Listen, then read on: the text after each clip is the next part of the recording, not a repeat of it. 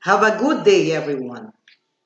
At this point, we have a very important topic that we are going to discuss in TLE caregiving. Will revolve around caregiving and the use of tools and equipment. Before we're going to proceed, let us first answer the short activity test. Let me read first the direction.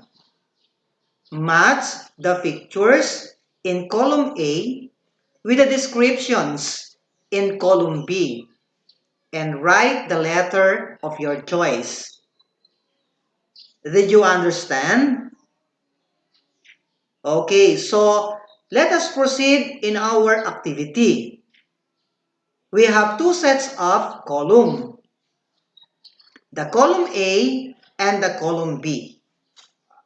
Let me read to you the column A. We have there a dryer, bottle sterilizer, stethoscope, food tongs, and food processor. While in column B, we have letter A, destruct microorganism in a container. Letter B, it is a multitasking tool used in preparing food. Letter C, it removes the moisture through ventilation. Letter D, it is used for listening to the action of the heart, lungs, etc. Letter E, it is an instrument for grasping and holding. So, do you get it? Okay. You may now have to answer the activity.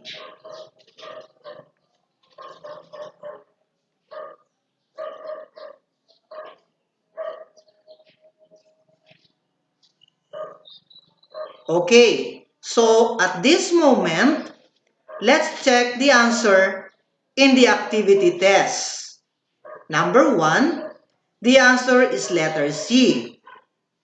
In number 2, we have letter A. And number 3 is letter D. Number 4, we have letter E. And the last one, number 5, the answer is letter B.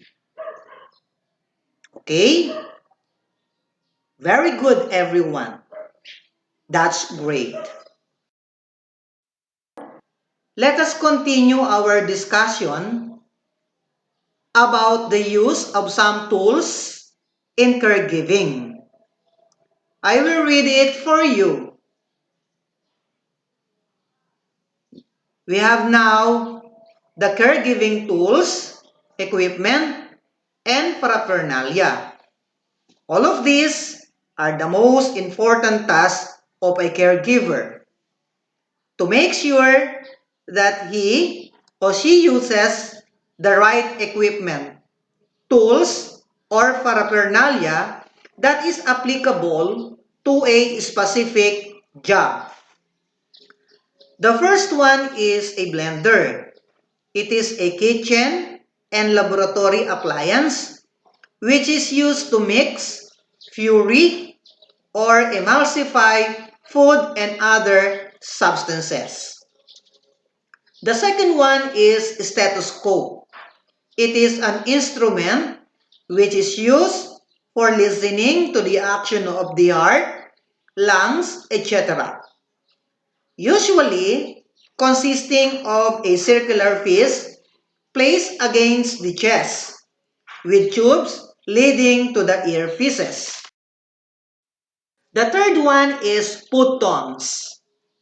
It is an instrument with two hind or sprung arms used for grasping and holding. The fourth one is a dryer. It is a machine apparatus that removes moisture through ventilation or heat. And the last one is bottle sterilizer. It is an apparatus which is used in distracting microorganisms in a container like feeding bottle through boiling. All of the above that is being mentioned are the caregiving tools, equipment, and paraphernalia together with its uses.